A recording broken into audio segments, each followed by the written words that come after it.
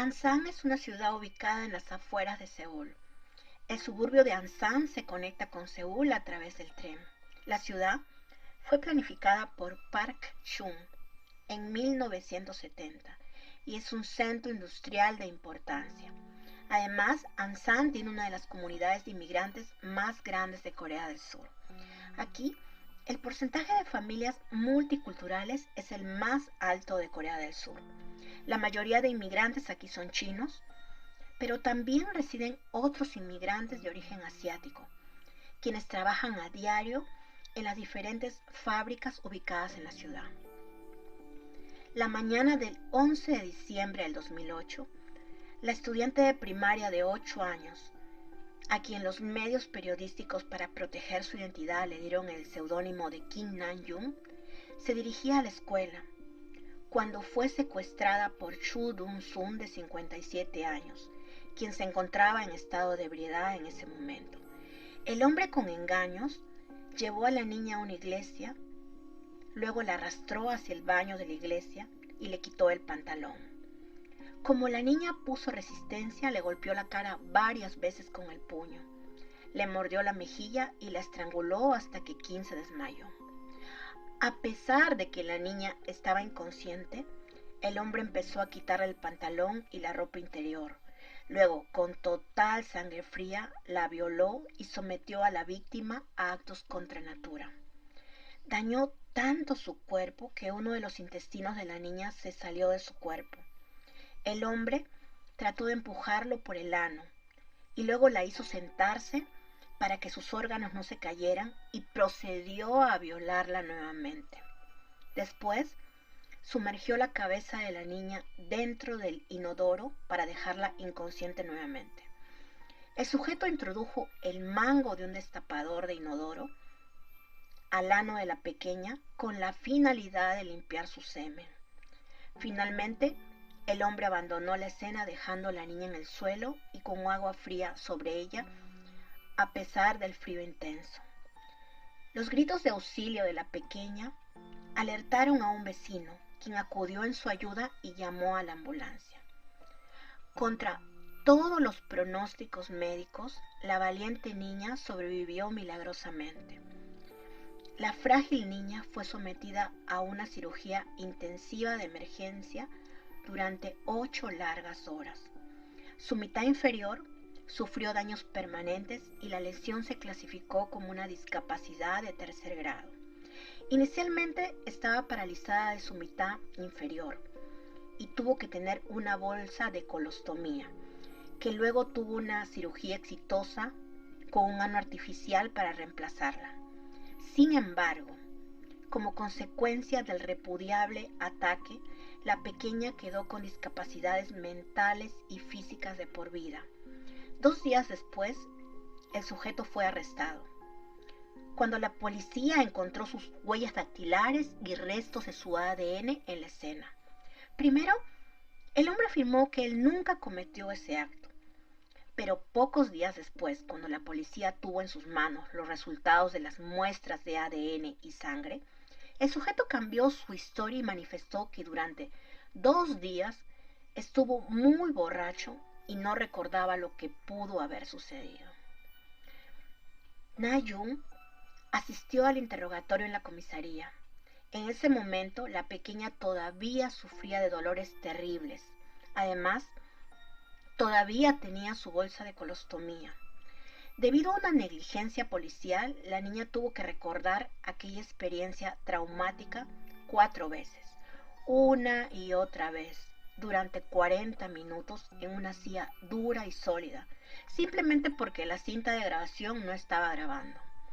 Las autoridades no tuvieron en cuenta de que la niña había sido sometida a una complicada cirugía hacía muy poco y que además ella era solo una niña de 8 años.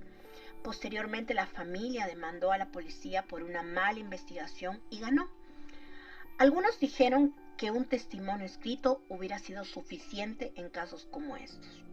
Na-jung tuvo también que testificar en la corte y enfrentarse a su violador. Durante la sesión de la corte, ella todavía se estaba recuperando. pues el 80% de sus órganos seguían sangrando. Por esta razón, la niña tuvo que ir a la corte con toallas higiénicas.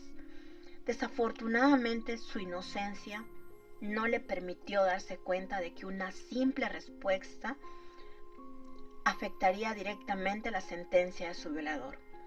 Cuando el abogado defensor del agresor le preguntó: «Cuando este hombre te hizo todas esas cosas terribles, ¿tú sentiste que él olía a licor?». Inocentemente la niña respondió que sí, con sinceridad. Y con eso la sentencia de prisión perpetua que toda la población exigía se redujo a 12 años de prisión. Es importante mencionar que Corea tiene una ley conocida como Sin Sin Mi Yak, que protege a las personas con deficiencias mentales o débiles mentales de ser completamente responsables de sus acciones. Mientras tanto, la ley Hu Chi Gang Hyun establece que el abuso de sustancias perjudica el estado mental del individuo. Estas leyes ayudaron en la defensa de Cho, ya que fue declarado con discapacidad mental porque estaba borracho en ese momento y era incapaz de distinguir su acción. Los familiares de la niña, enfurecidos, presentaron 2 peticiones para abolir estas 2 leyes, pero fueron rechazadas por la Casa Azul. La Corte tampoco tuvo en cuenta que los actos delictivos de este abominable sujeto se remontaban a 1970, cuando abandonó la escuela y robó una bicicleta. En ese entonces le dieron indulgencia por su corta edad y porque era un crimen menor. En 1972 fue sentenciado a 1 año y 6 meses en un centro de detención juvenil por extorsionar a un ciudadano. En 1977 fue condenado a 8 meses de prisión por robo. En 1983, a los 31 años, violó a una mujer de 19 años que trabajaba cerca de donde él vivía, por lo que fue condenado a 3 años de prisión. Después de su liberación, fue multado varias veces por varios delitos violentos, incluido el asalto a una mujer en un bar. En 1995, mientras bebía, Cho agredió a muerte a un hombre de unos 60 años por ideas políticas. Debido a que se le consideró una persona con debilidad mental, fue sentenciado a 2 años y admitido en un hospital psiquiátrico. La única familia que el hombre tiene es su esposa, la que no tiene más que elogios hacia él, a pesar de que Cho cometió 11 de sus 18 delitos durante el tiempo que él estuvo casado. El astuto hombre en todos sus delitos dio la excusa de que no recuerda nada, porque estaba borracho.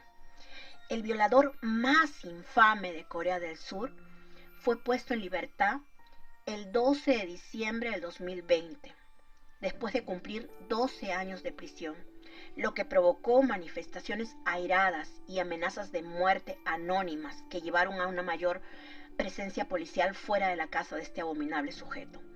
El sujeto se fue a vivir nuevamente con su esposa a menos de 1 kilómetro de la casa de la víctima, por lo que la víctima, quien ahora es una jovencita de 21 años, tuvo que mudarse con su familia y cambiar totalmente su identidad. El padre de Kim Nam-yu dijo que la joven se mostró reacia a mudarse porque no quería dejar a sus amigos cercanos. La familia también tenía miedo de exponer sus identidades al mudarse, pero sintieron que todavía era su única opción. La liberación de Cho ha provocado temor y ansiedad en la población de Corea del Sur. Más de 600.000 personas firmaron una petición en el sitio web de la Casa Azul Presidencial, pidiendo un nuevo juicio y argumentando que no permitirán que este despreciable sujeto se integre nuevamente en la sociedad. Pero el gobierno se ha negado. La ira pública fue evidente cuando Cho, ahora de 68 años, regresó a la residencia de su esposa en Ansan el 12 de diciembre. Una gran multitud apareció gritando: «Ejecútenlo y cástrenlo». Además, cuando el convicto de cabello gris, llegó en una camioneta del gobierno, escoltado por policías de libertad condicional. Algunos manifestantes enojados arrojaron huevos y patearon el vehículo. Para aliviar las preocupaciones del público, la policía prometió monitorear las 24 horas del día al individuo. Instaló 35 cámaras de vigilancia y estableció nuevas casetas policiales en el vecindario de Cho. Además, Cho tendrá que usar un dispositivo de monitoreo electrónico durante 7 años. También le han ofrecido a la víctima un reloj inteligente que detecta y señala si el violador se acerca a ellos. Pero su padre dijo que este dispositivo los haría sentir más ansiosos y la familia se ha negado a usarlo. Si el reloj envía una alerta a mi hija, ella se asustará, dijo, y agregó que temía que el dispositivo probablemente ayudaría a la gente a identificarla como víctima del ataque. No queríamos huir, pero no teníamos otra opción. También quería transmitir un mensaje de que el gobierno no hizo más que obligar a la víctima a esconderse, dijo su padre pocos días después de que Cho fuera liberado después de haber cumplido una condena de solo 12 años de prisión.